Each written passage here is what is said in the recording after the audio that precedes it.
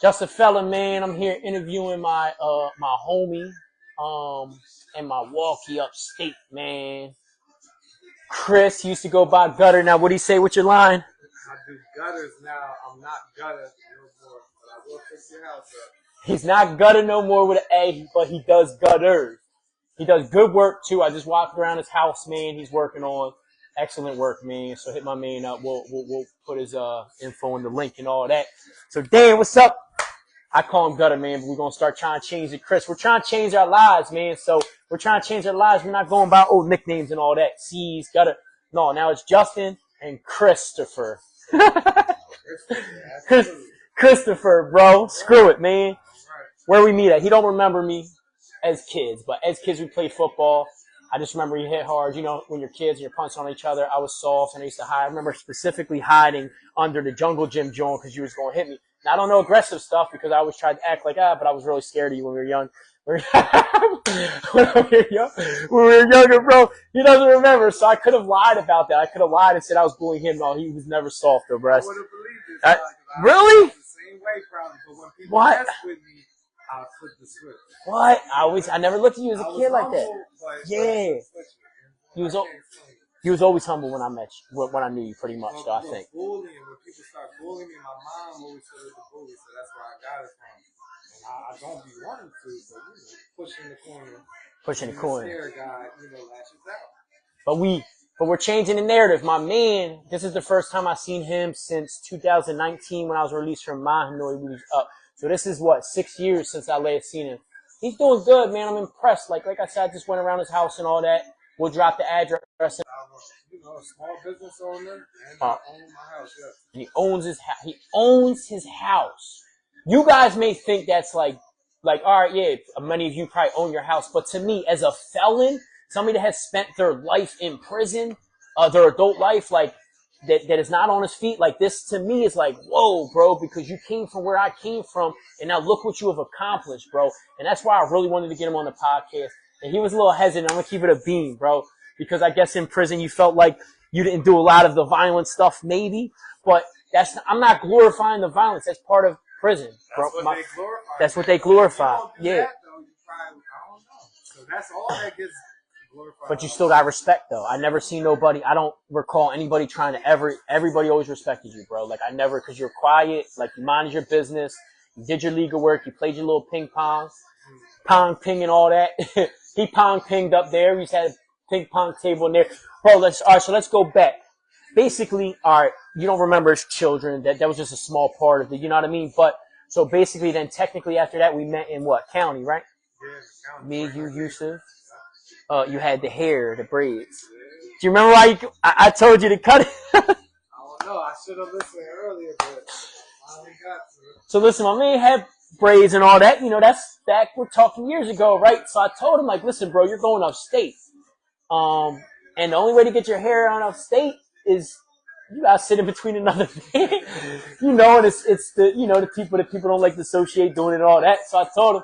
Eventually he cut it though. So, fortunately, but just basically, bro, what were you facing with your case? You don't gotta get too deep if you don't want and all that. I'm not worried about, but I was facing a minimum of 20 to 40. That was the best deal they offered me the whole time.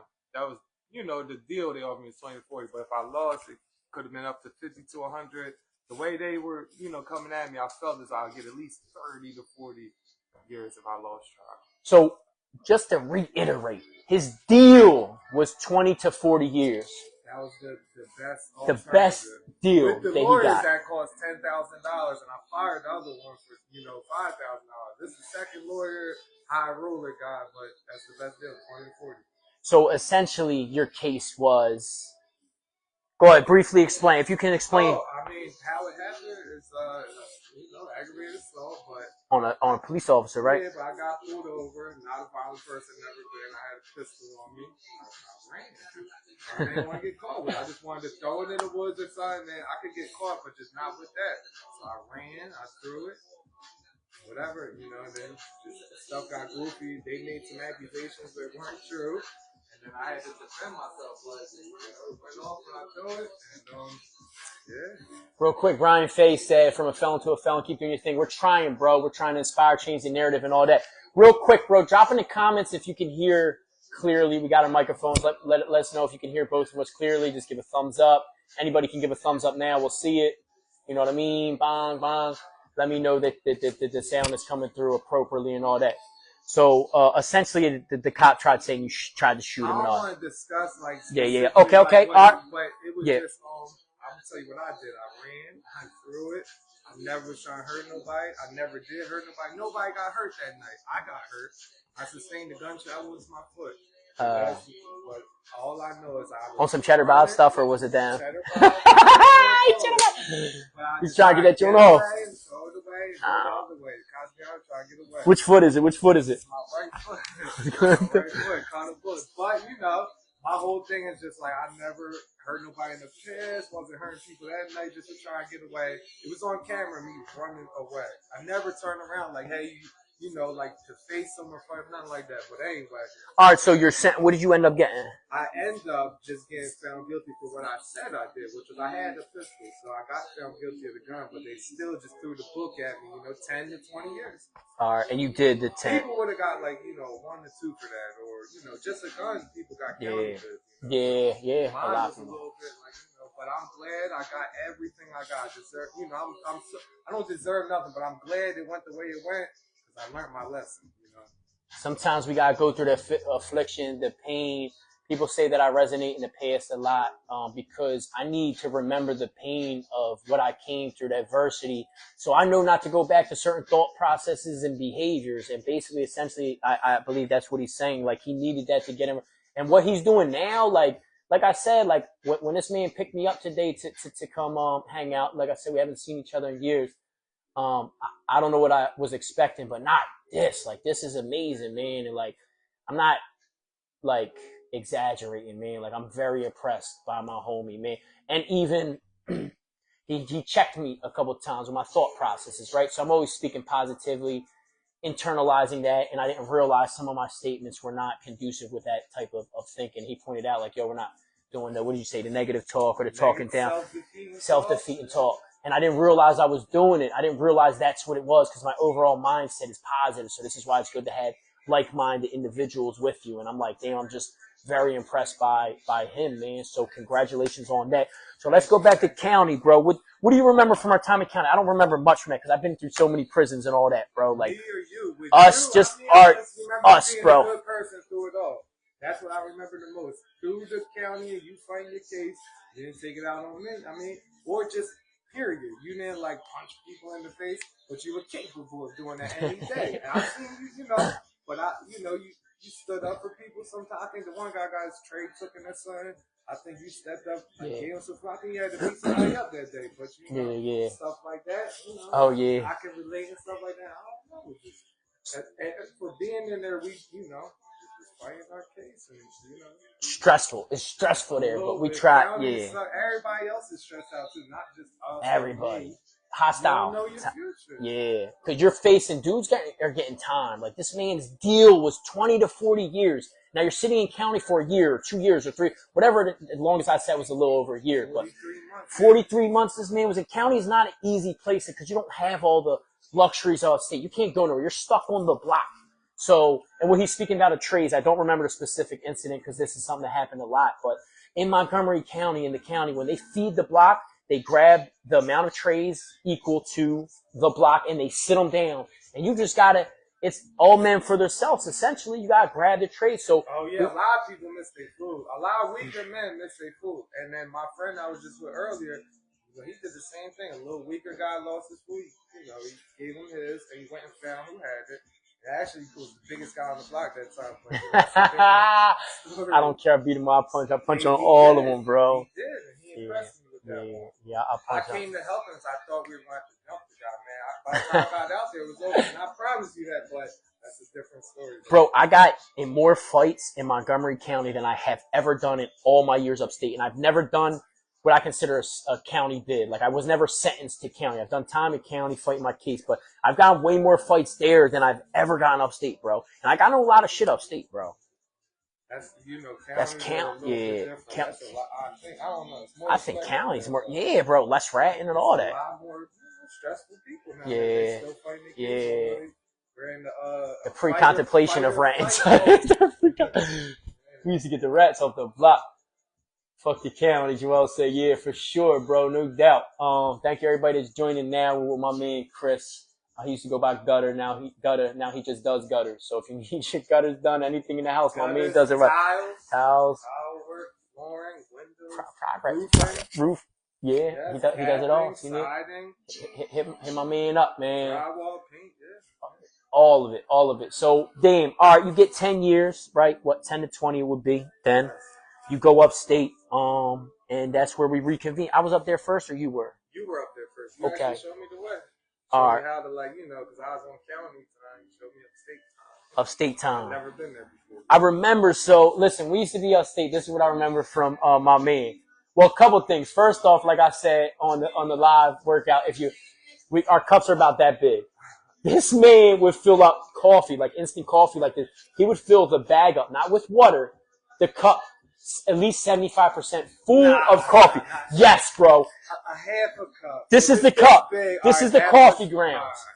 With this much water. With that, bro. I've done half a bag of coffee at a time, multiple times in the county. That was my thing, half a bag of coffee. Half a bag, the bags are 4 ounces. So he put 2 ounces of ground coffee in 1 cup, bro. That's not nothing to be proud of. Bro, but I mean, it's cool, do what you do, bro. He did, he did what he did. He did his little, his legal work. My man is, all right, we got Anthony Dukes. I know good dudes right here. Yeah, no doubt, bro. Oh, you know what I mean? Did you? I played football. Yeah, he was a beast, bro. Oh yeah, you did. Yeah, that's when we played. Yeah, that's where we played together.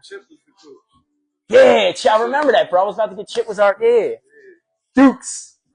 That's my man, bro. That's my word. I haven't seen him probably like 30, I don't know, years, bro. These young bulls ain't even. All right, so bam, we up mine, Noy, bro. What was that bill? I know you didn't used to like the. I mean, I'm happy I landed out of jail. That was like, there's violent jails and there's less. Yeah. I landed at the perfect jail for your first state bill. Mine always got a lot of money compared to like Dallas or Forest. Greatest for How's that? Still a thing, How's that? So with that me was before a they good closed? introduction. They closed grades to upstate, man. So what do you remember from that bid, bro? Just interaction, going about the day. I mean, tell the gritty, bro. Give him the real. What was he doing? We had the dudes. I remember almost everything. I remember I got a very good memory. But anyway, I just remember all that stuff. But like as far as like showing me the ropes, just like watch who you hang out with, who you hang out with reflects you. So if I'm walking with somebody that's whatever, not good or just in any type of way, that makes it look like I'm not just period. Yeah, so for then sure. I started just watching who I walk with for me, you told me.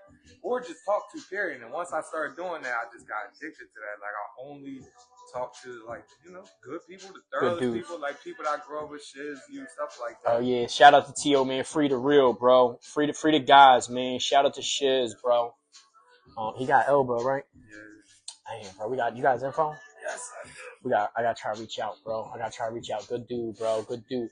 So, yeah, upstate. We was on the block only for a short time. I came up that joint with all my bad habits from the county, just taking medication from the county, just all that stuff. They'll give you the whole med card to try to, survive. But that stuff messed up my mental. Yeah. Now, I wasn't supposed to be on nothing like Seroquel and Cinequan and antidepressants. Stuff messes you up, bro. So upstate, and then people told me, and I just thought, just got off every single thing, started gaining my mental health back. And then somebody told me to work out because I was fat. Was it me or no? You and Sean kept telling me, like, bro, you were fat. Yeah, I forgot. Y'all kept working out. I never would. I just walk, talk, nothing, I don't think Shiz ever did any more workout. He worked out crazy. He got it in, got up there. He tweaked his back.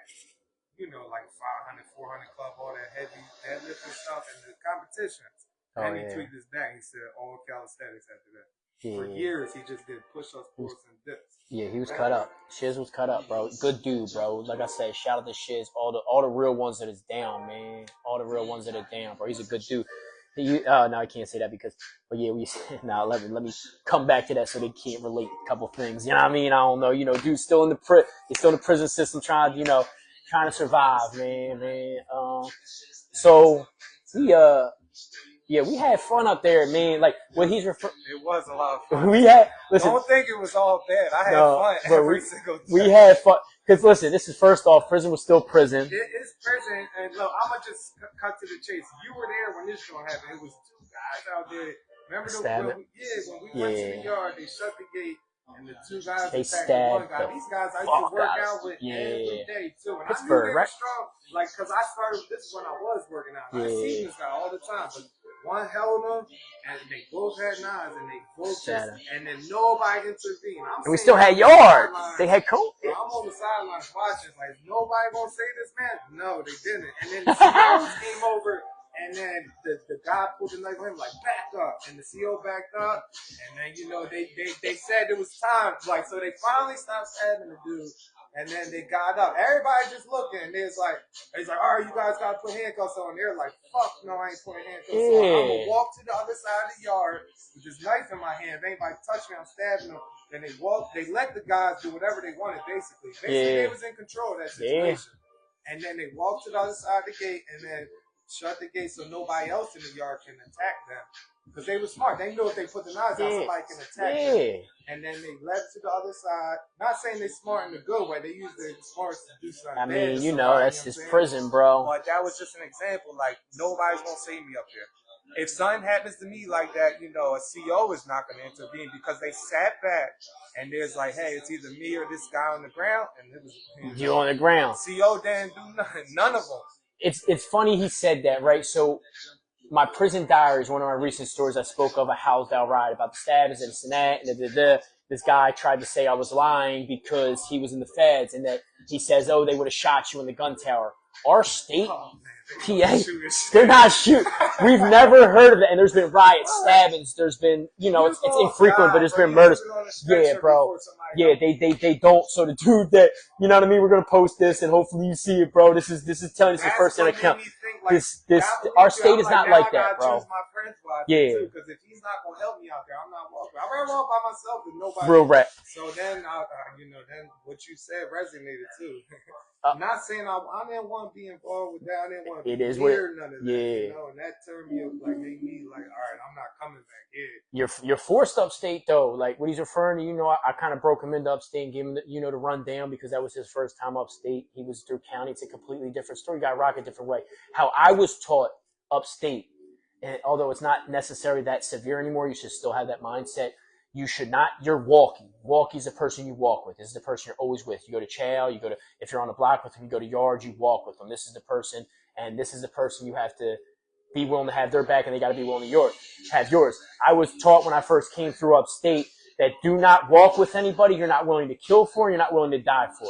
And like I said, it's not necessarily that serious anymore, or even maybe then it was a little calmed down, but you have to be prepared to take it to that level because people are getting, you heard about that specific stabbing. I was in yard for it, but I didn't actually get to see it. I've heard about it. I've seen the blood. I've seen the cones because all they did was put some caution cones up or something, and we still had yard. Yeah, we stayed in yard. You were out there. I don't know how you missed it. I missed the actual stabbing. No, we still had yard, and they cleaned it up real quick. They locked us down for a week after that, though. I don't remember. They okay. came and took all the where they got them knives was from the TV. So they took all the knives off the TV. It was metal under the black TV, the old TV. Oh, okay. And they locked the jail down. You might not have been there then. But I no, that was the one because it was in the yeah, it happened and bro, it happened because it was right there on the coming up the ramp, right? The little. You know the 400-yard track, the inside track. It was right in the front. That was it. I was there for that. All spectators. We all were just coming out. I was on the other side of the yard that time. The other side. Yeah, I was in the opposite yard. They moved me off that block. So you weren't right there. Yeah. It was me. It was across the joint, like you see. Yeah. Oh, what's up with Feek? Is he home? Yes. Why you at? Is he good? All right, I'm making sure. Yeah. I got to check on him. He trying to do last time I talked to him. He's doing things. Not saying he's doing that now, but he reached out and said he was trying to, do some work. Shout out to him, man, Feek, bro. We'll try to get him to tell his story, man. I don't know if we can. Yeah, that's something. I ain't gonna, there's a little situation up there. But, honestly, that was a little crazy, bro. I ain't gonna lie, but everybody handled their stuff differently, bro. I was ready to, rock with him, bro. Like, but. Nah, yeah. We'll talk about it after. But, yeah, there was a situation up there. But you know, there's always situations I don't in even know what prison you talking when he got his ear got fucking knocked about. off, bro. That. No, yeah, that joint was petty. I don't know what happened. I wasn't nowhere near that. People, one of the methods of weapons. I shouldn't be smiling, but this is real. One of the methods of weapons upstate. I think I spoke about it in one of my other interviews or podcasts. We got master locks for the door. You put it in a sock, then you put that in another sock. Grab it and Kiki, what's up, Kiki? And you clap. Yeah, but no, we're not gonna talk about no. But yeah, that's one of the methods, and that shit clips pieces. It clips pieces off. You know what I mean? We're just gonna say that, bro. It clips pieces off, bro. And you know what I mean? That is what it is, bro. But yeah, that's. I know it was a place where there was a little bit of money. There was some COs rocking out. Some COs rocking out. Some COs it's dead now. They got caught. That's our one of, you know what I mean? But yeah, except But yo, when I was up there, yeah, it was a bunch. They was rocking and shaking. COs brought cell phones and stuff like that. I took no parts in that because I knew that get you a new charge for real. They took the SIM card. You gotta get rid of the SIM card. They changed the business, so they put all you can't as far as metal detectors go, and then the change the way that you come, and then all the mail goes through Florida. Yeah, so I know now that. It's mostly COs bringing stuff instead of inmates bringing. I can say the name because she got caught, bro. So when I was first there was this girl. Should we say first name or last name? Well, last name. Fuck it. Gretzky, blonde hair. She ended up being. So is this prison? You don't have much. I talk to women, bro. You know what I mean? There's women in prison, so I dealt with who I dealt with. I ain't gonna say anybody that I've talked to that has not gotten caught. So you know what I mean? But one person specifically, I found out years down the line that she got caught fucking. My man Krim was fucking. He's gonna come out. I've been in contact with him recently. We're gonna get that story, bro. She brung in He brung in the remote control vibrator joint and put it in and gave my man the remote to push the joint. Bro, we're going to stay tuned for that story because my man's going to tell it himself, bro. This CO chick brung a vibrating, little, and then gave my man the remote to push from his cell. And she ended up being a sergeant. They ended up getting caught. What'd you say? Resting for 50-hour week. Oh man, all right, hit me up, Kikito. Yeah. So there's some stories with that, bro. A rookie CO caught them fucking, and he didn't tell. They ended up getting caught, but we broke her. She was scared when That was in Minor. They was fucking up there, bro. I heard stories and stuff. I had no parts in none of that, so I just, I ain't know. Every time I came close. Every time I came close, something happened, bro. I had it lined up for her because alright, so this chick, fuck it, like I said, she got caught so we can say it, right? Fresh CO, she's new. I'm shooting, bro. We always test the rookies, bro, right? So I test all the women, basically. If they look like they're with it, bro, I'm tall. That's what I don't care. I am a man, bro. I'm in prison on top of it. Fuck that, right? So when I first started talking to her, she's like, yo, write me a note. So I'm like, bam, we start mobbing. I write her a note. I give her the rundown how we can fuck in the cell, bro, because they used to give we could tell this is related, right? So when they will come and do security checks. They're just testing your cell. That's when you're in you're usually at meals, you're eating, so usually nobody's there. So I asked her one time, like, yo, whose cells you doing today? And she's like, I'm doing yours. So I'm like, all right, bam. So they come in, they check the cell, whatever, and we mob, but we didn't end up doing nothing, but I got an idea, right? So damn, you come to every cell. Yo, just take a little bit. When you come in and they check the whole cells in one line, right? So come to my cell last, go in, check every door so it don't look weird. Go in my cell, bend over bottom bunk, blah, blah, blah, and make it happen. Leave out with something I'm not supposed to have. Maybe. I mean, just right there, you're going to accept the write-up, Yeah, for sure. And that's for sure, because I'm going to protect them. Yeah, I'm going to protect them. Listen, my last jail, I tried getting head from the one guy I was talking to once. Damn, can I say it, man? Fuck it, bro. This is real, bro. Bro, she's I can't. I'll talk about that in another podcast, bro. She's tripping, though. She's supposed to I actually got her tatted on me, bro. I'm not going to lie.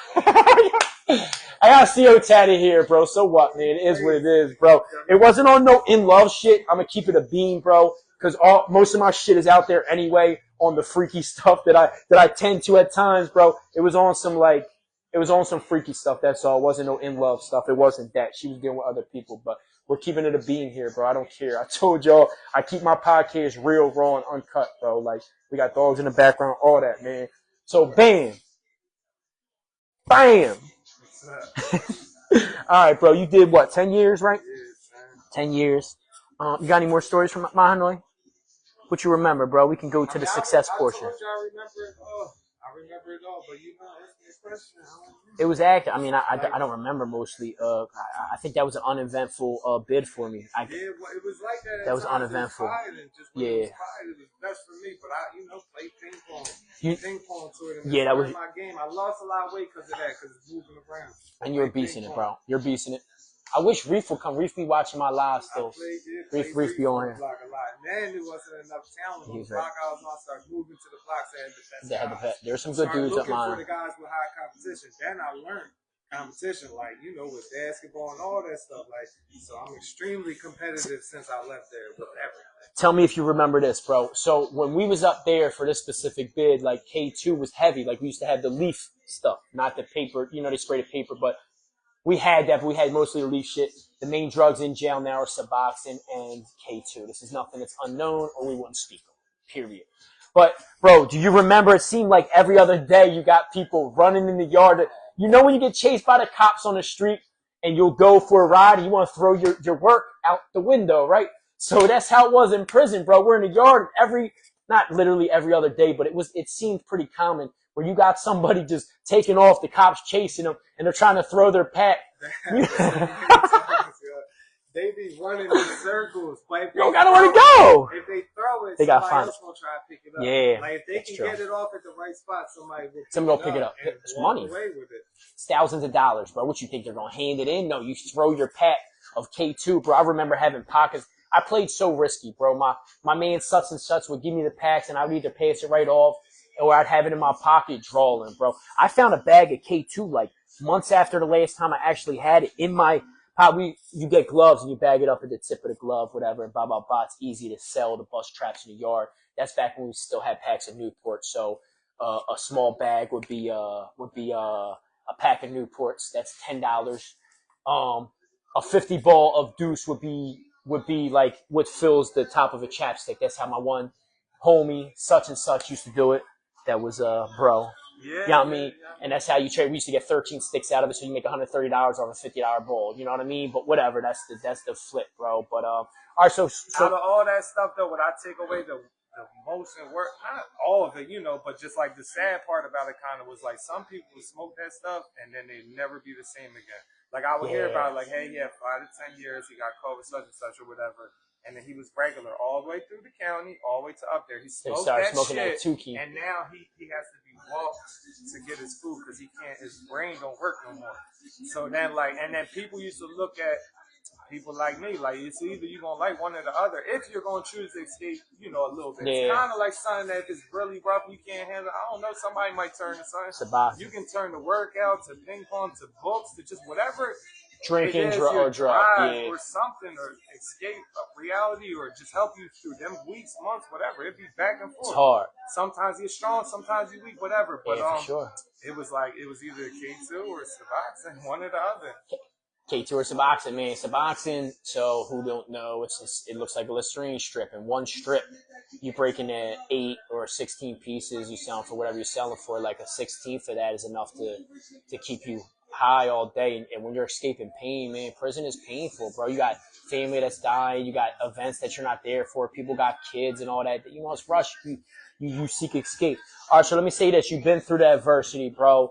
What's your lessons from that, bro? My lesson, that's what I wanted to add. My lesson from that is probably that since I've been young, I've been using crap and stuff to numb pain and stuff like that. So I admit going through jail that I was an addict. And then once I realized that most of the times I do dumb stuff or have bad decision making or just anytime I end up in jail, I look and think, wow, why did I do it? Why did I really sit there and do that? I replay it 1 million times in my head. Every scenario that it could have been a reason, I replay it. And then I realized that every single time I was on drugs. So now I was like, okay, I'm an addict. And I started to, once I admitted that, try to figure that out. Once I figured that out, and that I can be I sobered up in jail. And look what you accomplished, so once I sobered up, and I'm like, hey, I can do everything I used to do sober. And then better, And then I know it's addict tendencies. Not just that. I was a young kid when I went in there, 23, but young-minded.